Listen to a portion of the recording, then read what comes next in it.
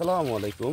এগুলো মূলত বারিটু জাতের লম্বা পটল। দেখেন পটলগুলি চেহারা কি সুন্দর পটল, প্রতিটি পটল দেখতে খুবই সুন্দর। এটা অরিজিনাল বারিটু জাতের লম্বা পটল। এই পটলটা সর্বোচ্চ ফলন বেশি হয় এই বারিটু জাতের লম্বা পটল। অন্যান্য জাতের থেকে এই বারিটু জাতের পটল সর্বোচ্চ ভালো হয় এবং ফলন হয়। দেখেন কি সুন্দর পটলগুলি, দেখতেও চিংচিঙি কালার, খুবই সুন্দর এই পটল।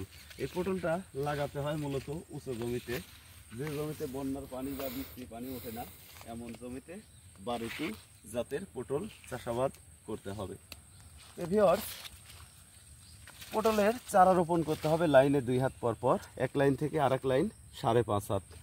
আর বারিটু জাতের পটল কোনো ধরনের পরাগায়ন করতে হয় না। অন্যান্য জাতের যেমন পরাগায়ন করতে হয়, এই বারিটু জাতের পটলে কোনো ধরনের পরাগায়ন করতে হয় না।